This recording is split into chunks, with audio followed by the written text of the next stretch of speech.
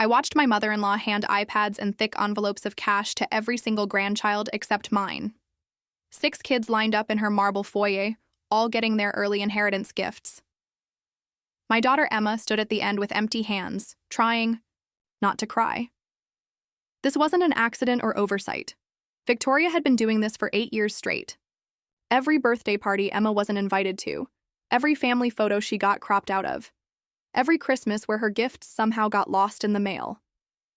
Tonight, Victoria made it crystal clear when she announced each grandchild's trust fund amounts. Then looked at Emma and said, "Adoption papers don't create real family." She wanted to break my daughter's heart in front of everyone. What Victoria didn't know was that I had been documenting every cruel moment for years. As a cybersecurity expert, I had also discovered where her precious family fortune really came from. She was about to learn that some mothers don't forgive and forget. Some mothers get even. I sat in my Tesla outside the Blackwood family compound, my tablet balanced on my lap displaying a spreadsheet I had been building for 8 years. The title read, "Victoria's Exclusions, Documented Evidence," and tonight would add another entry to the already extensive list. Through the smart glass windows, I could see my mother-in-law Victoria orchestrating what she called an inheritance preview ceremony in her marble foyer. 6 grandchildren stood in a perfect line, their faces bright with excitement. My daughter, Emma, stood at the very end, her hands clasped behind her back, her 16-year-old face carefully neutral. I opened my notes app and began typing. November 15th, 8:47 p.m., Victoria distributing early inheritance gifts. Emma deliberately placed last in line. My cybersecurity background had trained me to document everything, to recognize patterns that others might dismiss as coincidence. This was no coincidence. The front door opened and Victoria emerged with a silver tray loaded with wrapped iPads and thick manila envelopes. She moved down the line like a queen, bestowing royal favors, her voice carrying through the evening air as she announced each gift. For Brandon, your new tablet and $5,000 for your college fund. For Sophia, the latest model and your first stock portfolio information. Each grandchild received the same treatment, each biological grandchild. I had been documenting Victoria's systematic exclusion of Emma since the day my husband Michael, and I legally adopted her 8 years ago. My spreadsheet contained 247 separate incidents, each one carefully time-stamped and categorized. Birthday parties where invitations somehow never reached Emma. Family beach trips where there mysteriously wasn't enough room in the rental house. Christmas mornings where Emma's gifts got lost in shipping while every other grandchild's presents arrived perfectly on time.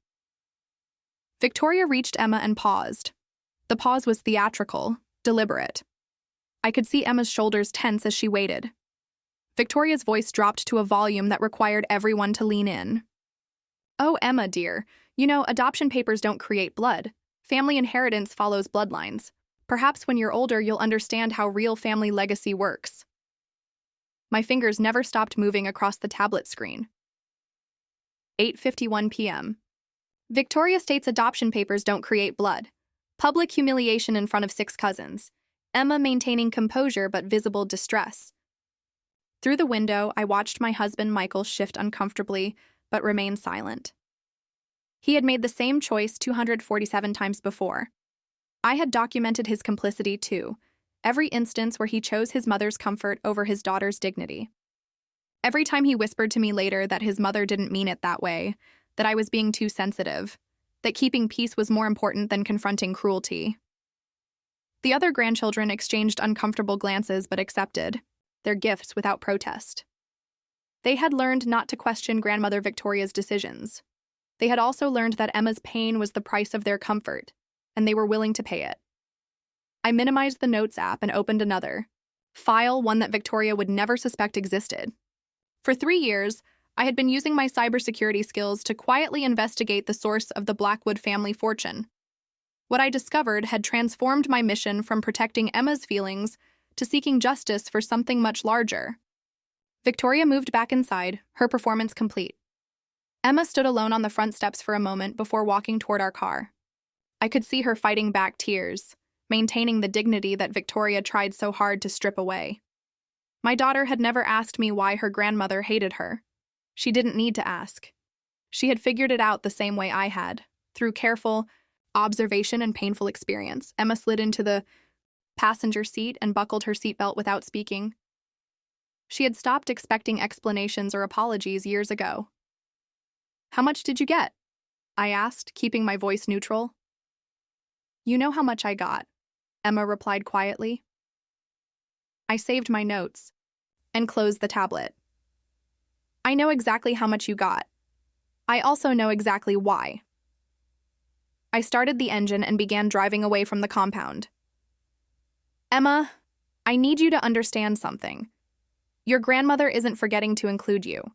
She isn't making innocent mistakes. She is being cruel on purpose." Emma turned to look at me, her eyes wide. For 8 years, I had tried to soften Victoria's behavior, to make excuses that might help Emma feel less rejected. Tonight, that ended. "I've been documenting everything she does," I continued. "Every exclusion, every slight, every deliberate act of cruelty. I have proof that she targets you specifically and consistently." I handed Emma my tablet.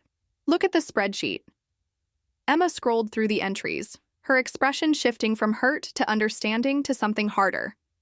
"You've been keeping track of all of this?" "Every single incident. I'm a cybersecurity expert, Emma. I know how to recognize patterns and gather evidence. What Victoria is doing to you isn't random family drama. It's systematic emotional abuse." We sat in the driveway of our house as Emma continued reading. "Mom, there are almost 250 entries here." 247 as of tonight, I confirmed.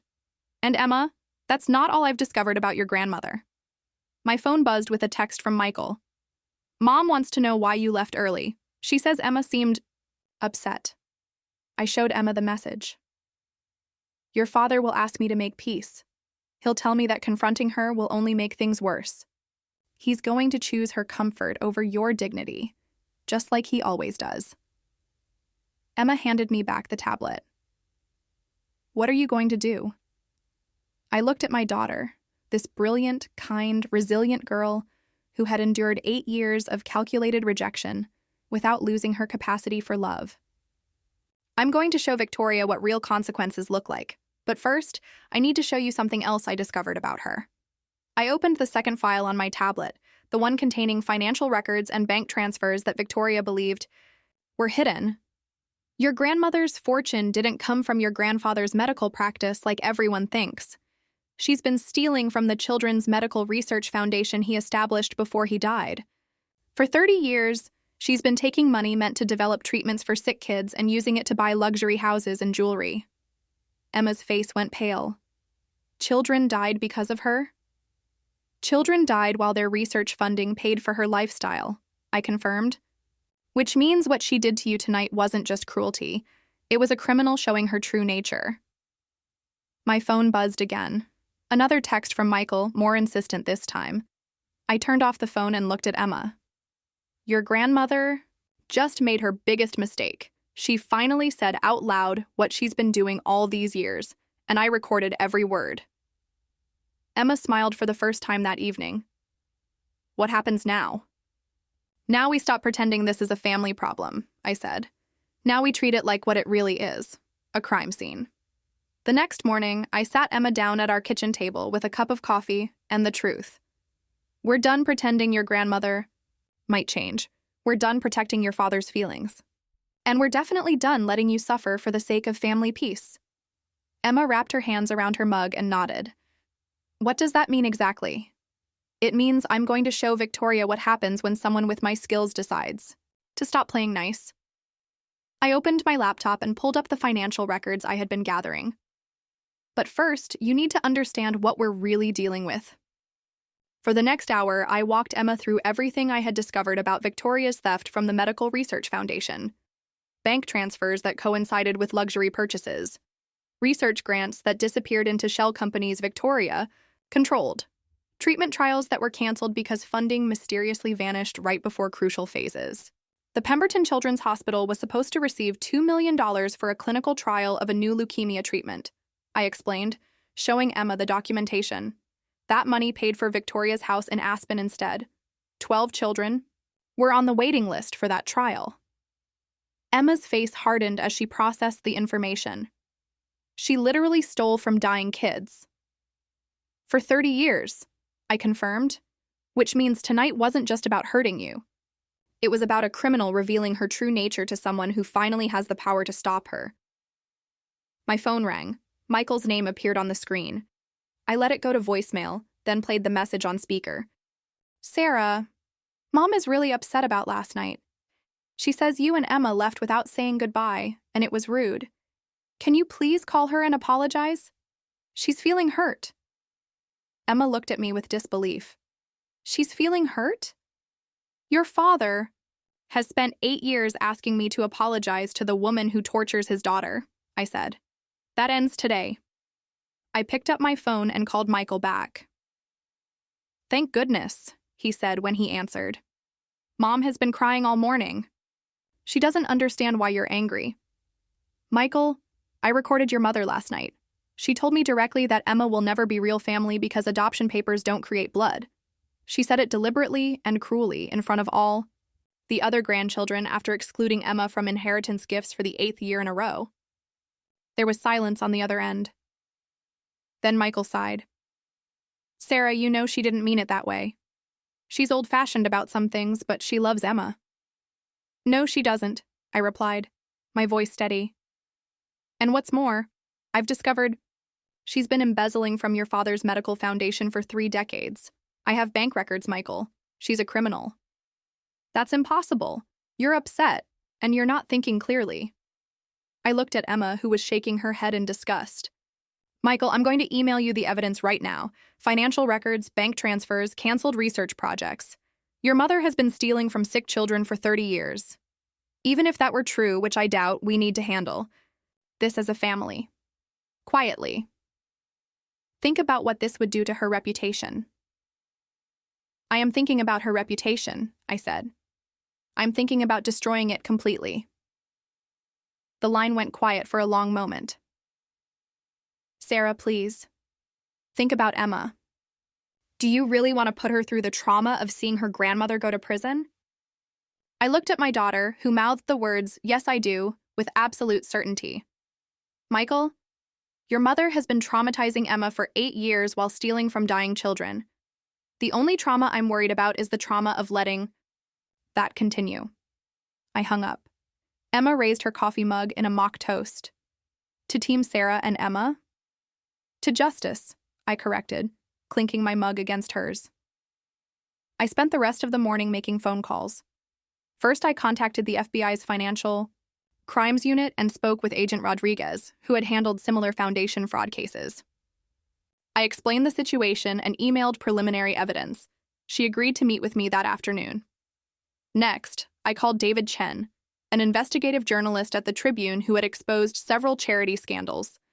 I sent him the bank records and explained the connection between Victoria's lifestyle and the missing research funds. He was interested, very interested. Finally, I contacted my divorce attorney. I need to file papers immediately. My husband is aware his mother is committing federal crimes and wants to cover it up to protect the family reputation. That's grounds for irreconcilable differences at minimum, she confirmed. How quickly do you want to move? I want the papers served today. By noon, I had established myself as a federal whistleblower, initiated divorce proceedings, and connected with a journalist who could ensure Victoria's crimes became public knowledge. Emma helped me organize the evidence files, creating clear timelines that linked Victoria's spending to missing foundation money. This is actually kind of fun, Emma admitted as she cross-referenced bank statements with foundation reports. Like solving a puzzle, except the puzzle is destroying someone who deserves it. Your grandmother made 2 critical mistakes, I told her. First, she thought she could abuse you without consequences because your father would always protect her. Second, she never imagined that your mother spent her career learning how to track digital evidence and build federal cases.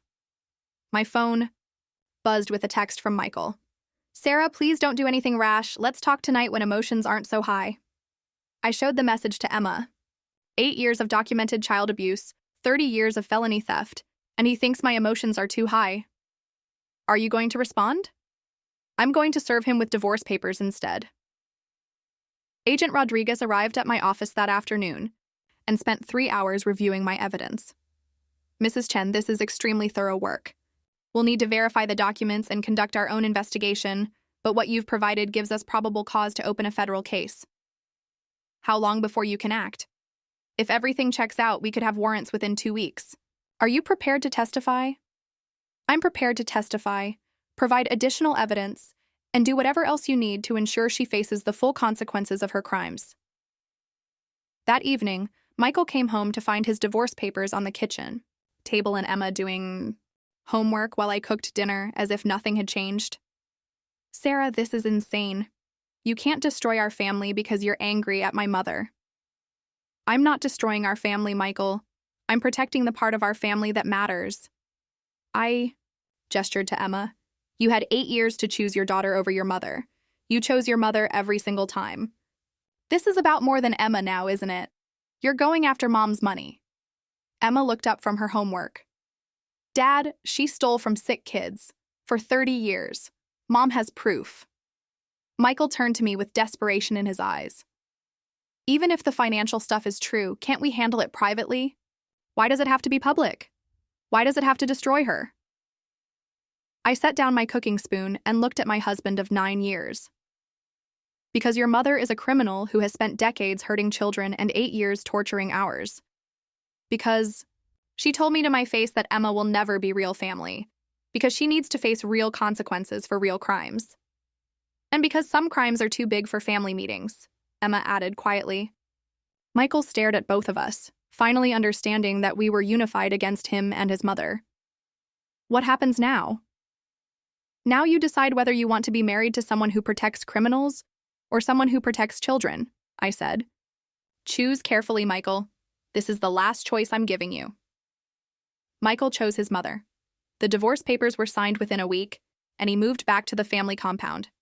I kept the house, Emma, and most importantly, my mission. Emma actually seemed relieved when her father left. Now we don't have to pretend he might grow a spine, she said while helping me change the locks. 2 days after Michael left, Victoria made her first mistake. She called my office directly, trying to get me fired. This is Victoria Blackwood, she announced to my CEO, Richard Park. I need to discuss Sarah Chen's recent mental instability and how it might affect her work performance. Richard called me immediately. Sarah, I just had the strangest conversation with someone claiming to be your former mother-in-law. She suggested you were having a breakdown and might pose a security risk to our clients. I smiled as I opened my laptop. Richard, I need to show you something. Can you come to my office?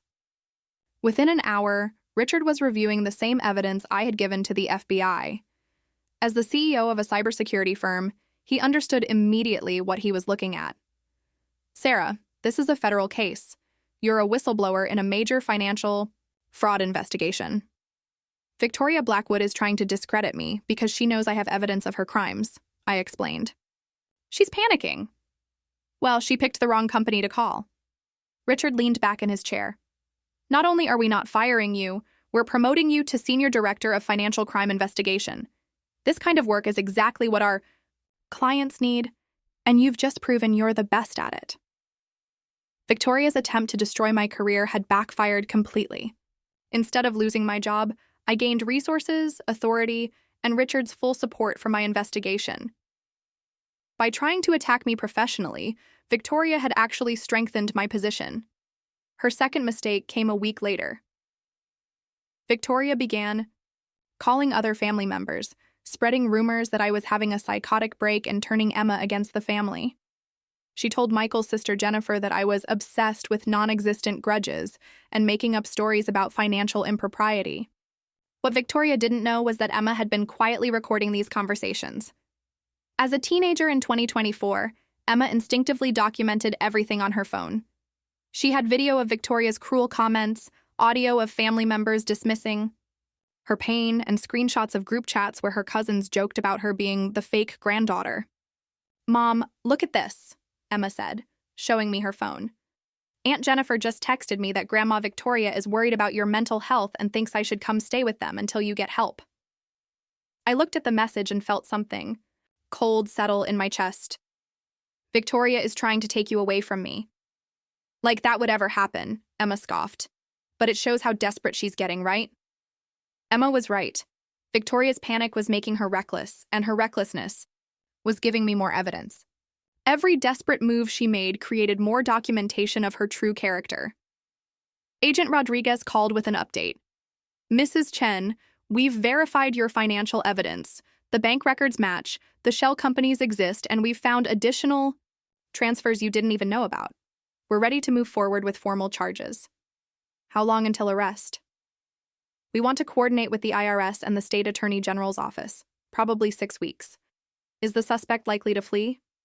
I thought about Victoria's massive ego and social calendar. No, she's too proud to run. She thinks she's untouchable. Good. That gives us time to build an airtight case. After ending the call, I realized Victoria's pride would give me something even better than a guaranteed arrest. She would never resist an opportunity to publicly celebrate herself, which meant I could choose the exact moment and place for her downfall. The opportunity came 2 weeks later when Emma showed me Victoria's social media post. The Blackwood Foundation cordially invites you to celebrate Victoria Blackwood's 70th birthday and her lifetime of charitable service.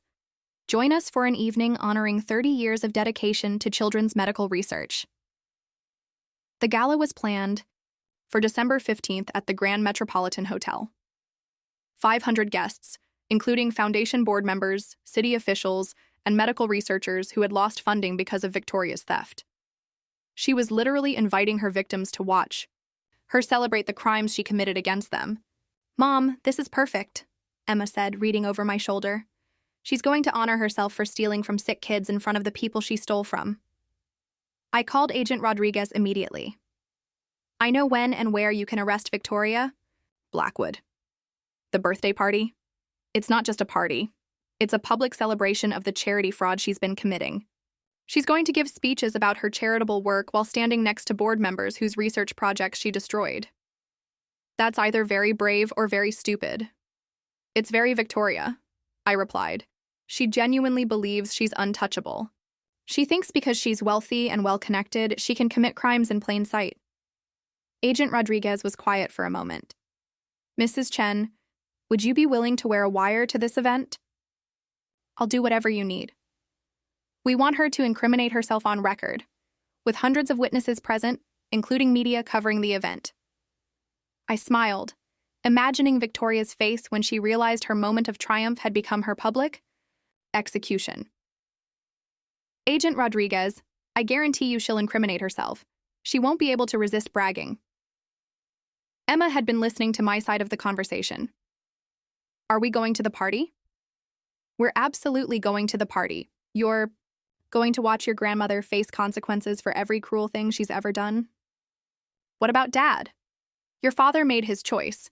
He can watch his mother get arrested on the news like everyone else." That evening, I began planning the final phase of Victoria's destruction.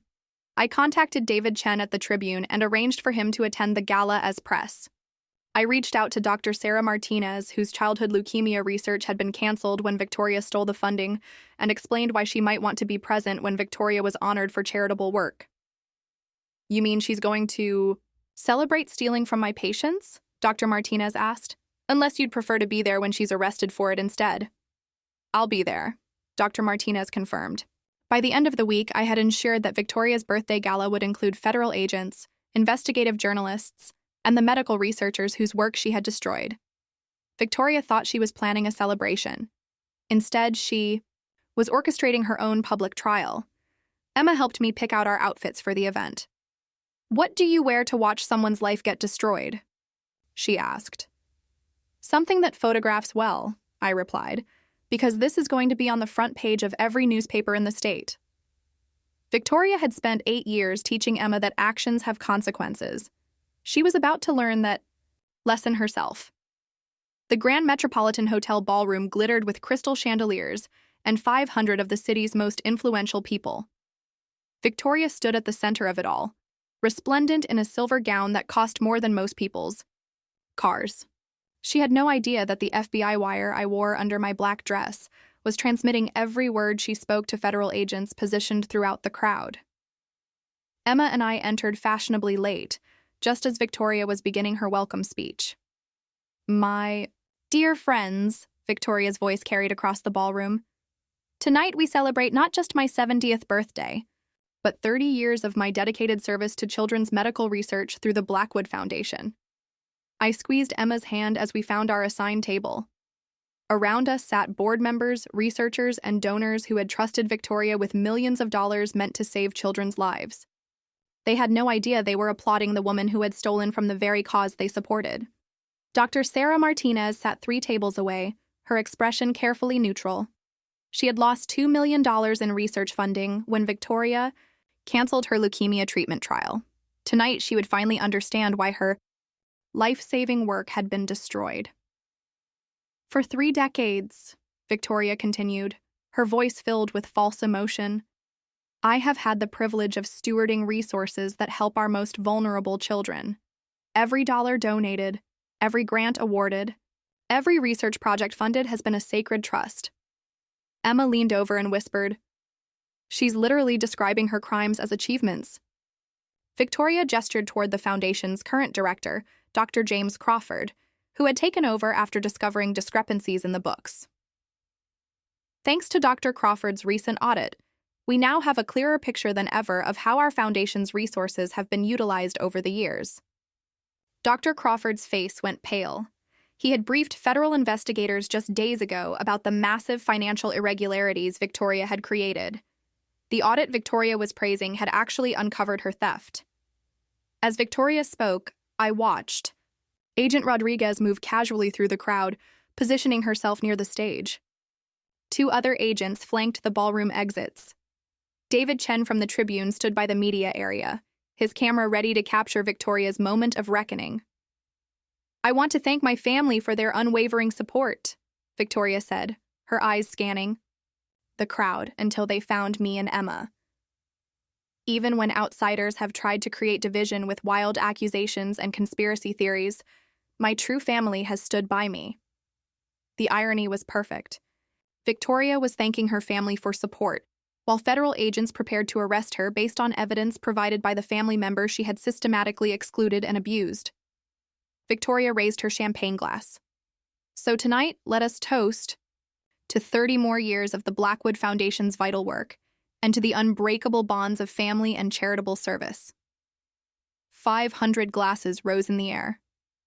The toast hung in the air for exactly 3 seconds before Dr. Crawford stepped to the microphone with a folder in his hands.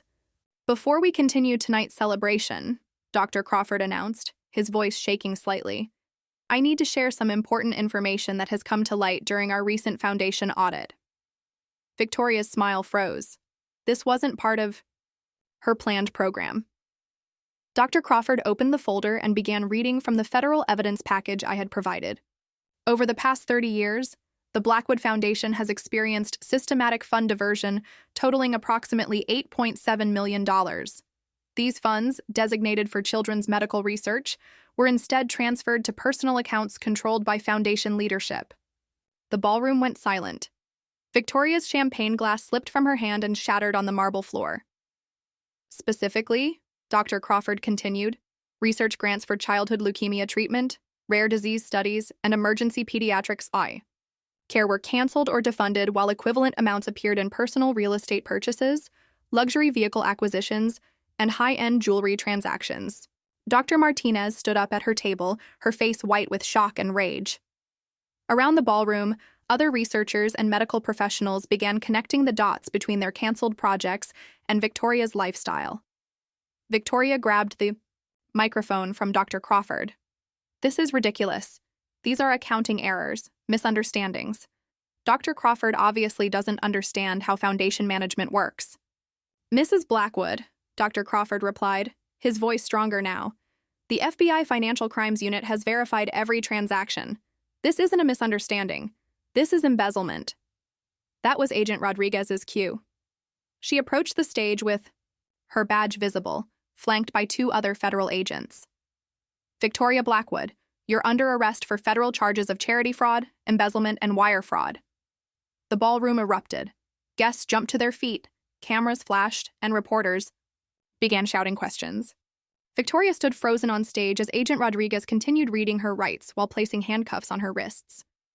You have the right to remain silent. Anything you say can and will be used against you in a court of law. Emma stood up and walked calmly to the stage area. In the chaos, she somehow managed to reach the microphone that Victoria had dropped. Her voice cut through the noise with perfect clarity. "My grandmother always told me that adoption papers don't create real family," Emma announced to the stunned crowd. She was right. Real family doesn't steal from dying children.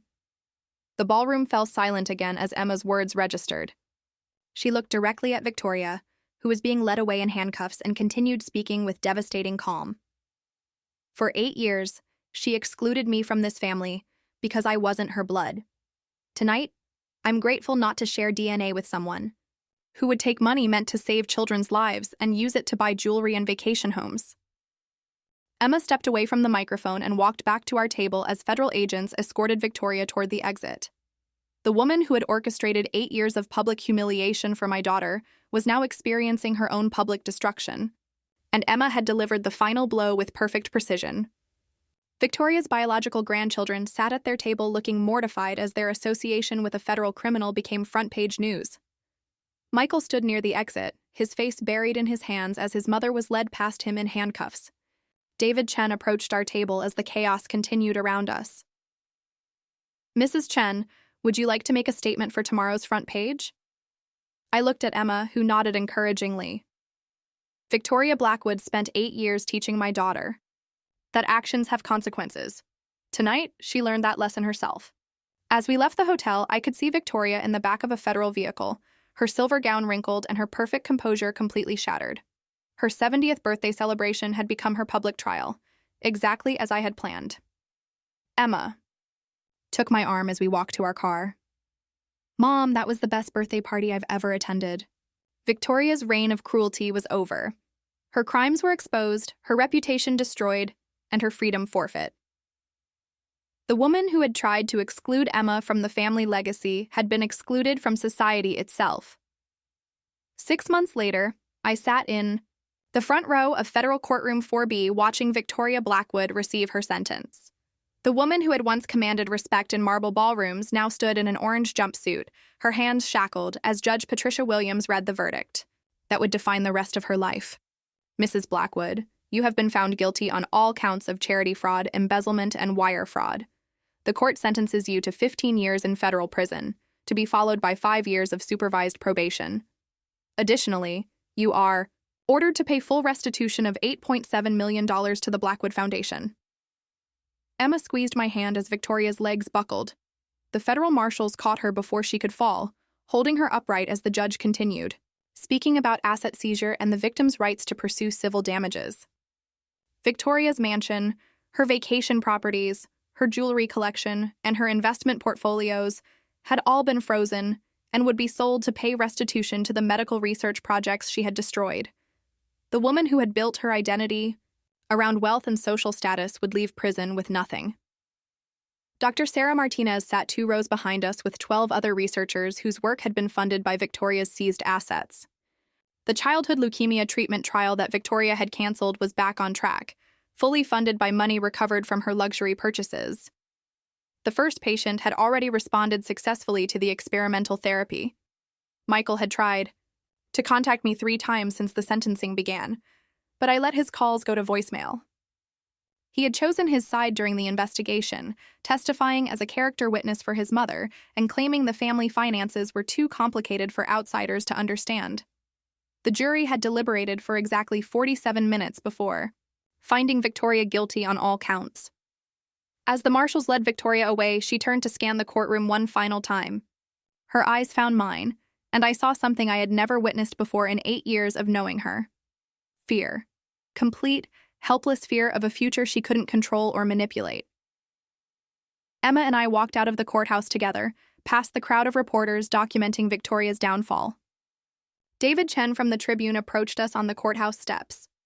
"Mrs. Chen, how does it feel to see justice served?" I looked at the courthouse behind us, then at Emma beside me. "It feels like the beginning of something better." 3 blocks away from the courthouse, we passed the construction site where the new Blackwood Foundation Children's Medical Center was being built. The sign out front read, "Funded by Asset Recovery in the Matter of United States versus Victoria Blackwood." Victoria's stolen money was literally being transformed into the medical facility that would treat the children she had betrayed. Emma had asked to visit the construction site every week since ground broke 2 months ago. "I want to see what real family legacy looks like," she had explained. Today, the frame was complete, and workers were installing windows on the 3rd floor. "The pediatric oncology wing will be finished first," I told Emma as we watched the construction progress. "Dr. Martinez's leukemia patients will be treated in a building paid for by your grandmother's crimes." "Former grandmother," Emma corrected with a smile. "Criminals don't get to be family." We drove home past Victoria's former mansion, which now displayed a bright yellow, "Seized by federal court" banner across the front gate. The property would be auctioned next month, with proceeds going directly to the foundation's research programs. Everything Victoria had built through theft would become resources for the children she had harmed. At home, Emma spread her college acceptance letters across the kitchen table. Harvard, Stanford, MIT, and Princeton had all offered her full scholarships after her victim impact statement went viral on social media. Her speech about turning childhood trauma into motivation for helping others had been viewed over 2 million times. "I'm thinking Harvard for pre-med," Emma said, holding up the crimson acceptance folder. "Their pediatric research program works directly with foundations like Dad's, and I want to make sure money gets used properly." "You want to become a foundation auditor?" "I want to become someone who protects kids the way you protected me," Emma replied. "Except I'll catch the criminals before they steal millions instead of after." My phone buzzed with a news alert. Victoria Blackwood, former society matriarch convicted of charity fraud, reported to federal prison today to begin 15-year sentence. Blackwood, 70, will serve time at FCI Danbury, a minimum security facility housing white-collar criminals. I showed Emma the notification. "She's officially behind bars now." "Good," Emma said simply. "Now she can't hurt anyone else." The doorbell rang, and I opened it to find a delivery driver with a large package. Inside was a framed photo from Dr. Martinez, showing her first successful leukemia patient, a 6-year-old girl named Sophia, ringing the bell to celebrate completing treatment. The note attached read, "Sarah and Emma, Sophia's treatment was funded entirely by recovered Blackwood Foundation assets. She's cancer-free because you had the courage to expose the truth. The medical center breaks ground on the pediatric wing next month. Thank you for giving children like Sophia a future. Dr. Sarah Martinez." Emma hung the photo in our living room, right next to her Harvard acceptance letter. "Mom, do you think Grandma Victoria knows that Sophia exists?" "I think Victoria has 15 years in prison to think about all the children like Sophia," I replied. "Whether she chooses to learn from that is up to her." Emma's phone buzzed with a text from one of her cousins, Victoria's biological grandchildren. "Emma, I'm sorry we never stood up for you. We were wrong. Can we talk?" Emma showed me the message. "What should I say?" "Whatever feels right to you. You get to decide who deserves a place in your life now." Emma typed back, "I appreciate the apology. Maybe we can start over when you're ready to treat me like real family." That evening, we sat on our back porch watching the sunset. Emma was studying for her AP biology exam while I reviewed funding applications for the new foundation board position I had accepted. We would oversee the distribution of Victoria's seized assets to legitimate medical research projects. "Mom, can I ask you something?" "Always." "Do you ever regret any of it? The investigation, the divorce, sending her to prison?" I thought about the 8 years of documented cruelty, the children who died while Victoria lived in luxury, and the woman who had tried to destroy my daughter's sense of worth. "Emma, the only thing I regret is not stopping her sooner." Emma nodded and returned to her textbook. In the distance, I could see the lights of the new medical center construction, site where tomorrow's patients would receive care funded by yesterday's crimes. Victoria had spent decades stealing from children to build her legacy. Now those same stolen funds were building something far more valuable than any mansion or jewelry collection. Justice had transformed Victoria's cruelty into healing, her theft into treatment, and her legacy of harm into hope for families facing medical crises. The woman who had tried to exclude Emma from a family inheritance had inadvertently funded my daughter's education and career in pediatric medicine. Victoria Blackwood would spend the next 15 years in a federal prison cell, forgotten by the society that once celebrated her. Meanwhile, Emma would spend those same years becoming the kind of doctor who ensured that research funding reached the children who needed it most. Blood doesn't make family, but justice makes everything clear.